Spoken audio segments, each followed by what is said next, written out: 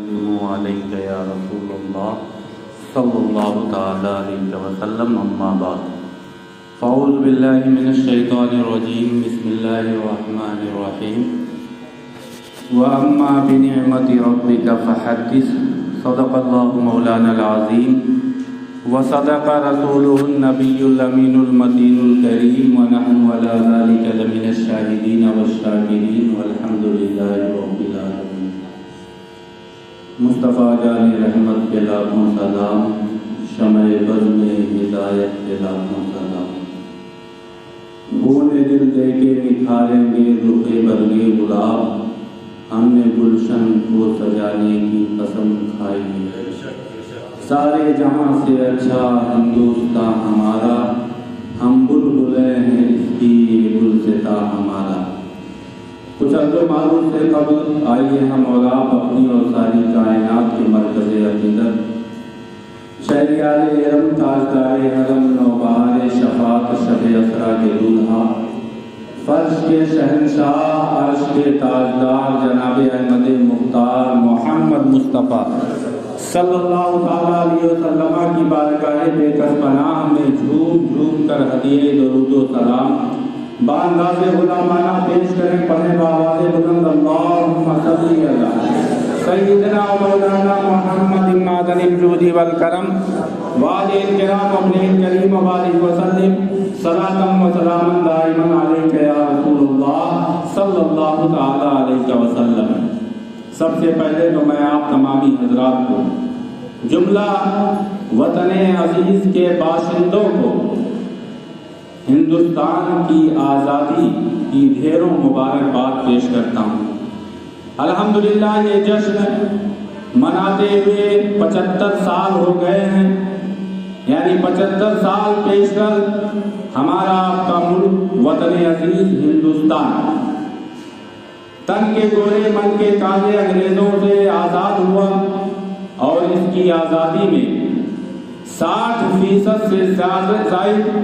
علماء کرام نے شرکت کی۔ صرف علماء کرام کی تعداد دیکھیں تو آزادی کے مجاہدین میں 60% علماء کرام شامل ہیں۔ یہ بہت ہی افسوس کی بات ہے، یہ ہماری تاریخ کے لیے بڑا المیہ ہے کہ ہم نے اس آزادی کو جس جوش و خروش کے ساتھ منانا چاہیے، ہم نے کہیں نہ کہیں اس میں سستی دکھائی، تبھی آج غیر ہمارے اوپر انگلی اٹھاتے ہیں۔ ورنہ ہماری تاریخ، ہمارا جہاد، ہمارے کارنامے، بالخصوص ان مدارس میں پڑھنے والے علماء مشائخین کے کارنامے آب زر سے لکھے جانے کے قابل ہیں۔ تاریخ میں آج بھی ان کے کارنامے لکھے ہوئے ہیں۔ لوگ چھپانے کی کوشش کرتے ہیں، لیکن حقیقت چھپ نہیں سکتی بناوٹ کے اصولوں سے، اور خوشبو آ نہیں سکتی ہے کاغذ کے گلابوں سے۔ تاریخ کوئی لاکھ چھپانا چاہے اس کو چھپا نہیں سکتا ہے۔ ابھی مجھے پیش کر ایک عمدہ معلوماتی اور اہم خطاب ادارے کے معزز استاد حضرت علامہ مولانا حافظ و قاری نظام الدین صاحب قبلہ مصباحی سے آپ نے سماعت کیا۔ ایسے واقعات، ایسی تاریخ پڑھنا ہمارے آپ کے لیے بہت ضروری ہے۔ آپ کو معلوم ہونا چاہیے کہ اس ہندوستان کو جسے سونے کی چڑیا کہا جاتا تھا اور جسے کسی اور نے نہیں، مغلیہ بادشاہوں نے بنایا۔ بہت ساری تاریخی چیزیں انہوں نے ہم اور آپ کو دیے جن کے نشانات آج بھی موجود ہیں۔ اسی کے لالچ میں تن کے گورے من کے کالے یہ انگریز یہاں آئے، اور تجارت کے بہانے سے ہندوستان میں انہوں نے قبضہ جما لیا، جس کے لیے بہت سارے لوگوں نے آزادی کی جنگ لڑی۔ لیکن جو سب سے اہم تاریخ ہے 1857 میں حضرت علامہ مولانا فضل حق خیر آبادی علیہ رحمت و رضوان، جو جماعت اہل سنت کے ایک عظیم عالم دین ہیں، جن کو بریلوی عالم کہا جاتا ہے، 1857 میں جامع مسجد میں، دلی کی جامع مسجد کی سیڑھیوں پہ کھڑے ہو کے آپ نے ان تن کے گورے من کے کالے انگریزوں کے خلاف فتوی جہاد دیا، اور وہاں سے جب آپ اپنے وطن عزیز، اپنے گھر خیر آباد لکھنؤ کے قریب تشریف لائے اور انگریز جج کو جب کسی نے خبر کیا کہ جس نے ہمارے خلاف فتویٰ دیا ہے، جس کے پاداش میں پورے ہندوستان کے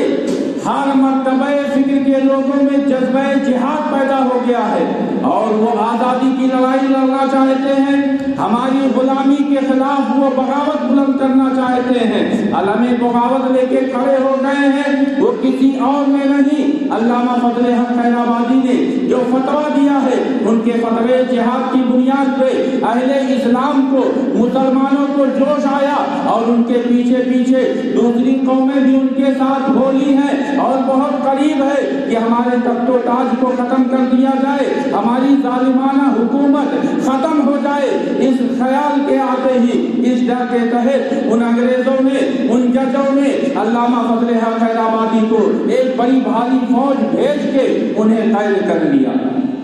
آپ جانتے ہیں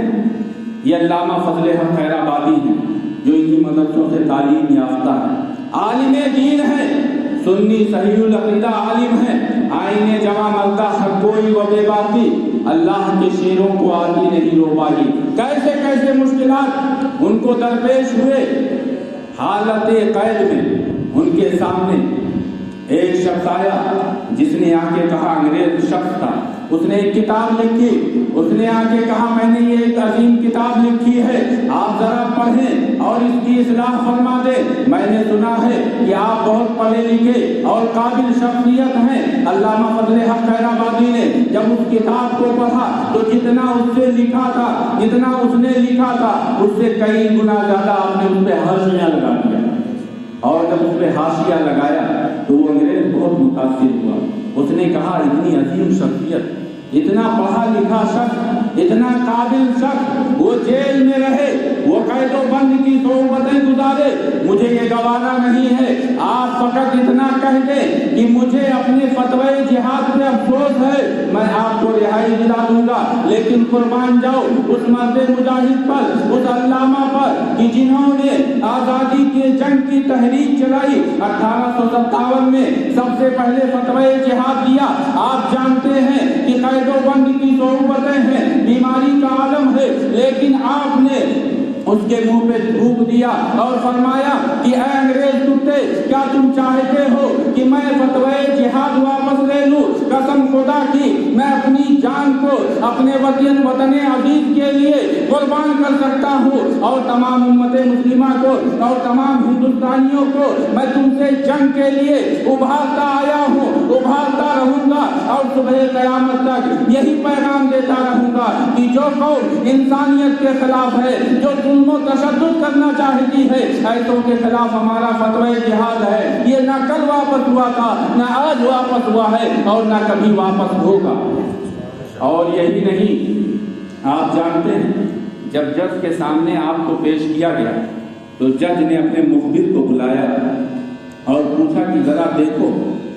کیا یہی جو ہے علامہ فضل حق خیر آبادی ہیں جنہوں نے ہمارے خلاف فتوی جہاد دیا ہے؟ مخبر آپ کا نورانی چہرہ، پرنور چہرہ دیکھتا ہے، مغلوب ہو جاتا ہے، وہ کہتا ہے یہ شاید نہیں ہے، کوئی دوسرے ہیں۔ پھر خفیہ طریقے سے وہ آپ سے بات کرتا ہے کہ حضرت میں آپ سے متاثر ہوں، آپ اگر یہ کہہ دیں کہ میں اس فتوی جہاد کو واپس لیتا ہوں، یا میں وہ نہیں ہوں کہ جس نے یہ فتوی جہاد دیا ہے، آپ کو رہائی مل جائے گی، کیونکہ میری ہی خبر پہ آپ کو قید کیا گیا ہے، اور اگر میں ہی انکار کر بیٹھوں تو آپ کو رہا کر دیا جائے گا۔ لیکن اس وقت بھی اس مرد مجاہد نے بزدلانہ کام نہ کیا، بلکہ تاریخ رقم کر دی، ہندوستان کے لیے اپنی قربانی پیش کر دی، اپنے لہو کا ایک ایک قطرہ پیش کر دیا۔ اس جو ہے انگریز کے منہ پر تھوکتے ہوئے آپ نے فرمایا کہ یہ کبھی نہیں ہو سکتا کہ میں اپنا فتوی جہاد واپس کروں، بلکہ اب بھی یہی کہتا ہوں کہ جنہوں نے انسانیت پر ظلم کیا ہے، ہمارے ملک پر آ کر ظالمانہ طریقے سے قابض ہو گئے ہیں، ان کے خلاف لڑنا ہم سب کے لیے لازم اور ضروری ہے۔ آئین جمع مردہ حق گوئی و بے باقی، اللہ کے شیروں کو آتی نہیں دو پائے۔ بہت سارے ہمارے اکابرین ہیں، جیسا کہ آپ نے حضرت سے سماعت کیا، اعلیٰ حضرت عظیم البرکت کے دادا علامہ رضا علی خان علیہ رحمۃ و رضوان اس تحریک آزادی میں شامل تھے. حضرت مفتی صدر الدین آزردہ وہ بھی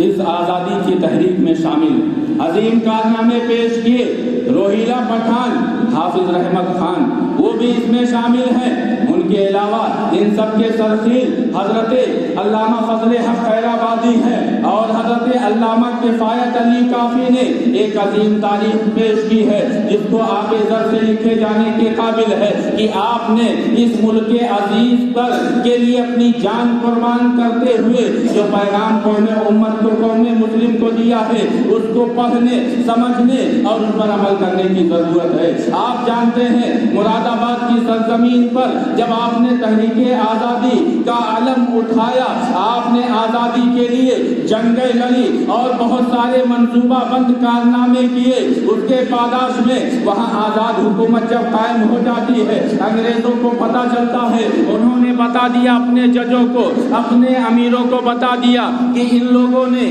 ایسی حرکتیں کی ہیں جس کی بنیاد پر یہاں سے ہماری حکومت چلی گئی ہے. علامہ کفایت علی کافی کو کالا پانی بھیج دیا جاتا ہے جیسے کہ حضرت علامہ فضل حق خیرآبادی کو بھیجا گیا تھا. آپ ان کی تاریخوں کو پڑھیں, آنکھوں میں آنسو آ جائیں گے. ان کی قربانیاں آپ دیکھیں گے تو آپ کے دل خون کے آنسو بہائیں گے کہ یہ ہمارے اکابر ہیں, یہ ہمارے مشائخ ہیں, یہ سادات کرام ہیں کہ جنہوں نے اس ملک عزیز کے لیے اپنی بیش بہا قیمتی جانیں قربان کر دی اور وہ بھی خوشی خوشی, اور وہ بھی جہاں بچنے کے راستے تھے وہاں بھی جھوٹ کا سہارا نہیں لیا. ہماری تاریخ یہ ہے کہ ہم سچائی کے لیے اور حق کے لیے اپنے تن من دھن کی بازی لگا دیتے ہیں. کل بھی ہم نے ایسا کردار پیش کیا تھا, آج بھی الحمدللہ پیش کرتے ہیں اور صبح قیامت تک پیش کرتے رہیں گے. آپ دیکھیں علامہ کفایت علی کافی کو جب قید و بند کی صحبتوں میں ڈال دیا گیا کہ انہوں نے فتوی جہاد دیا جیسے علامہ فضل حق خیرآبادی نے دیا. آپ کو جب پھانسی کی سزا کا حکم ہو جاتا ہے کہ انہیں پھانسی کی سزا دی جائے, تختۂ دار پہ جب پہنچایا جاتا ہے تو آپ سے پوچھا جاتا ہے کہ آپ کی کوئی آخری خواہش.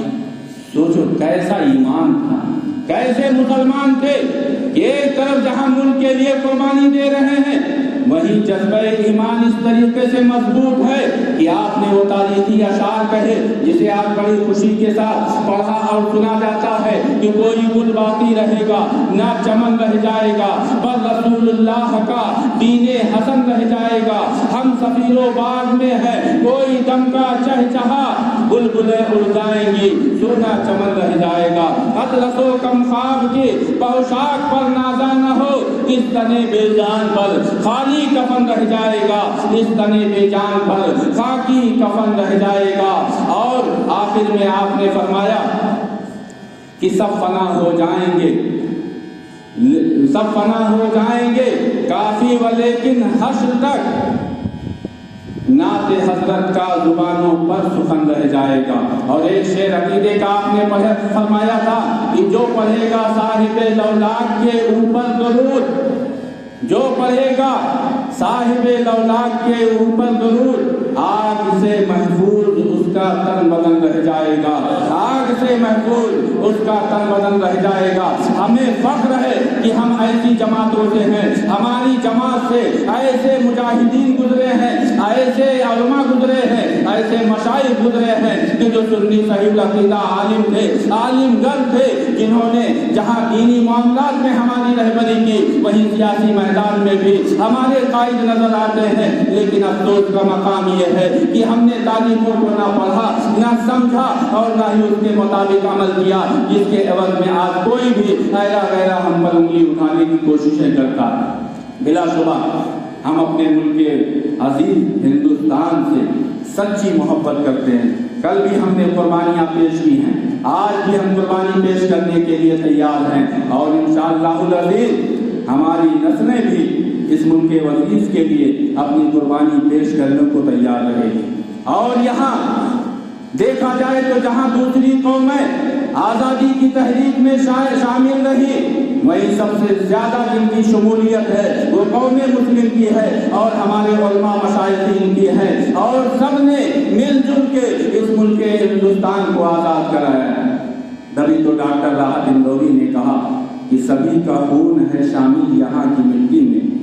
सभी का खून है शामिल यहाँ की मिट्टी में। किसी के बाप का हिंदुस्तान थोड़ी है, किसी के बाप का हिंदुस्तान थोड़ी है। हम सब ने मिलजुल के इस मुल्क को आजाद कराया। आप देखें, आप जिस जगह बैठे हैं, जो अब तक फैजाबाद जिले के नाम से मशहूर था, अयोध्या हो गया। इसी फैजाबाद में अशफाकुल्लाह खान को जब तख्ते-ए-दाद पर लटकाया गया,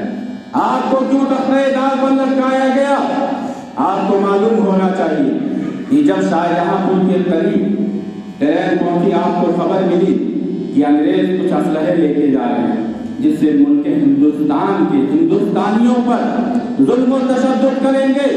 और जो मुजाहिदीन आज़ादी जंगे आज़ादी लड़ रहे हैं उनके खिलाफ उन हथियारों को इस्तेमाल करेंगे। तो आप ही वो शख्सियत हैं कि पंडित राम बिस्मिल के साथ मिलके आपने उसमें आग लगा दी और उन सारे अंग्रेजों को मार दिया, उनसे असलहे छीन लिए, जिसके एवज में आपको कैद में डाल दिया गया और तख्ते-ए-दाद पर लटकाया गया। तो आप देखें, ये कौम मुस्लिम का ही बेटा है कि जिसके अंदर ये जज्बा है, ये जोश है कि जब आखिरी तमन्ना पूछी जाती है तो कोई दुनियावी हसरत नहीं है, कोई और ख्वाहिश नहीं है। तो उन्होंने अगर कुछ लिखा तो अपनी माँ के नाम में पैगाम लिखा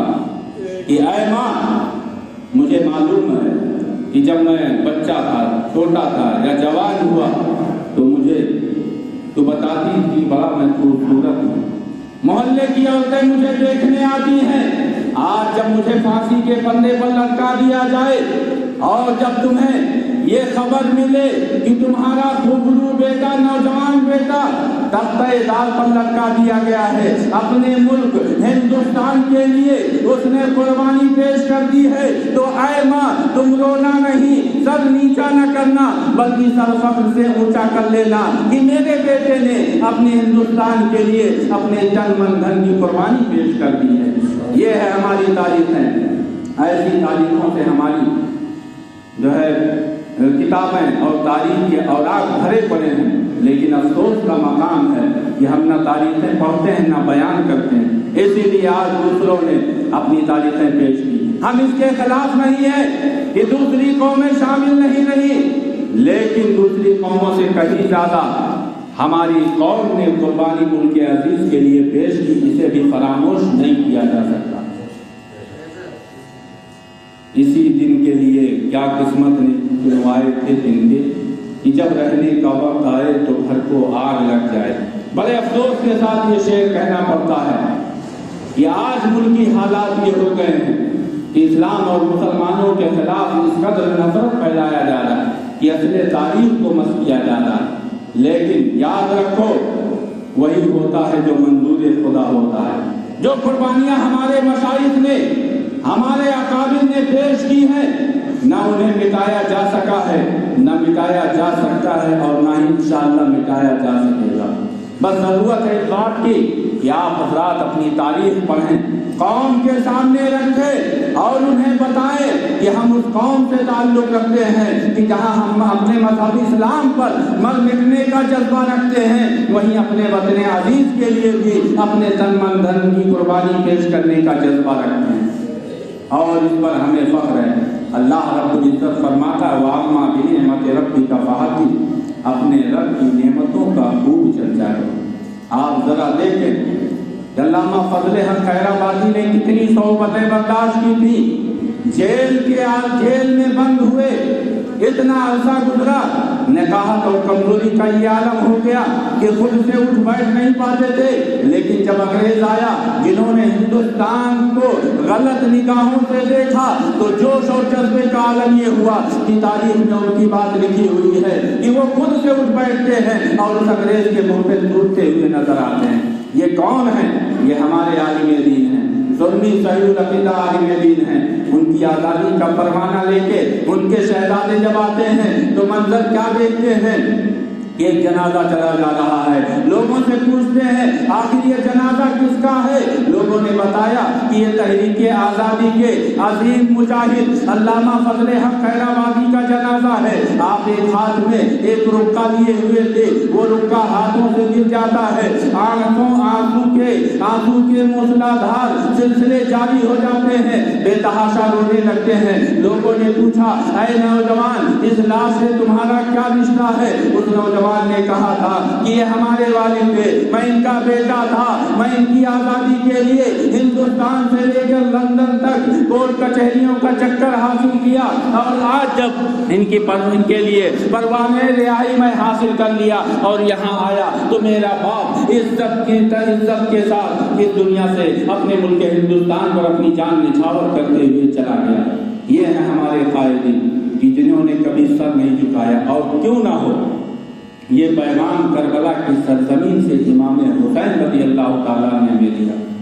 کہ سردار نداد دست در دست یزید حقہ کی بنائے لا الہ حسن حسین. امام حسین نے باطل کے مقابل کھڑے ہو کے بتا دیا کہ جو غلط ہے حسینی وہی ہوگا، جو ہمیشہ غلط کے ساتھ غلط کے سامنے سینہ سپر رہے، اس سے کبھی ہاتھ نہ ملائے، ضرورت پڑے وقت پڑے اپنے سر کو قربان کر دے، لیکن ان کے ساتھ ہاتھ نہ ملائے، ان کے ساتھ بیٹھے نہیں. اور اسی کی مثال علامہ فضل حق خیرآبادی، مفتی عنایت احمد کاکولوی، علامہ کفایت علی کافی اور حافظ رحمت علی خان، مفتی صدر الدین آزردہ، علامہ رضا علی خان اور ان کے شہزادے علامہ نقی علی خان. اس طریقے سے یہ تاریخیں بھری پڑی ہے. اشفاق اللہ خان نے تخت دار پر سینہ چوڑا کر کے سر اونچا کر کے اپنی ماں کو خط لکھ کے یہ پیغام دیا کہ جب وقت آئے تو ہم اپنے ملک کے لیے اپنے تن من دھن کی قربانی پیش کر دیں، لیکن باطل سے دبے نہیں، باطل سے دبنے والے حیات ماں نہیں. 100 بار کر چکا ہے تو امتحان ہمارا،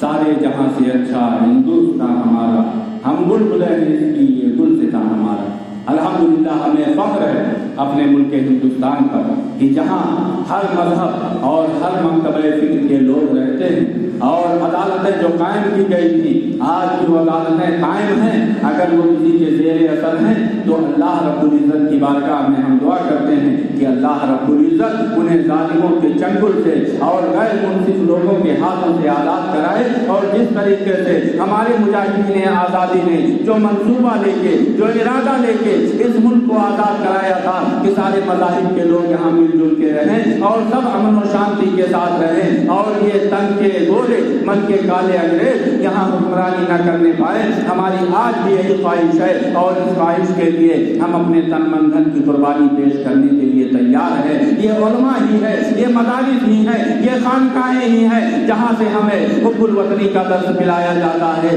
ایمان کا جذبہ جہاں بڑھایا جاتا ہے. وہیں یہ بھی بتایا جاتا ہے کہ کسی کو ناحق ستانا، کسی کو ناحق مارنا یہ اسلام اور ایمان کے خلاف ہے، کیونکہ اسلام یہ سلامتی کا معنی ہے اور مطلب ہے، اور ایمان امن کا مطلب ہوتا ہے. وہ کیسے مسلمان ہو سکتے ہیں، وہ کیسے مومن ہو سکتے ہیں جو ناحق کسی کو ستائیں یا جان سے مار دیں؟ قسم خدا کی وہ مومن نہیں ہو سکتے جو غیروں کو یا کسی کو بھی بلا وجہ ان کو ستائیں، ماریں اور انہیں تکلیفیں پہنچائیں. بلکہ اسلام اور ایمان کا یہ تقاضا ہے کہ امن و شانتی کا پیغام دنیا میں دیا جائے. لیکن اگر اپنی دفاع کی بات آئے تو آپ اگرچہ تعداد میں کم ہو، 72 ہو، لیکن آپ ان کے سامنے جھکے نہیں، سینہ سپر ہو جائیں. جس کی تعریف سیدنا امام حسین نے رہبری فرماتے ہوئے پیش کی، اور مجاہدین آزادی نے ملک ہندوستان کی آزادی کے وقت بھی اس کی مثالیں پیش کی. الحمدللہ ثم الحمدللہ ہمیں فخر ہے کہ ہم ہندوستانی ہیں، اور اس پر بھی فخر یہ کہ ہم ہندوستانی مسلمان ہیں جو قوم سے ملک سے کبھی نہ غداری کیے ہیں نہ غداری کریں گے. یہ دوسری قومیں ہوں گی جو مسلم کے لبادے میں ہوں کہ وہ باتیں بدلتے جائیں اور طریقے بدلتے جائیں اور کہیں کچھ، لیکن ہمارے علماء نے تختہ دار پر جو بات کی ہے وہی گھر کے نہا خانے میں بھی بات کرتے تھے، یعنی جو میدان کارزار میں انہوں نے تاریخ پیش کی ہے وہی گھر کے اندر بھی ان کا رویہ اور ان کا انداز رہا ہے، کیونکہ آئینے جگہ مردہ حق کوئی وبے باقی، اللہ کے شیروں کو آتی نہیں روائی۔ استغفر اللہ ربی من کل ذنب واتوب الیہ۔ اللہ رب العزت کی بارگاہ میں دعا ہے کہ مولا تعالی ہمارے ملک عزیز وطن ہندوستان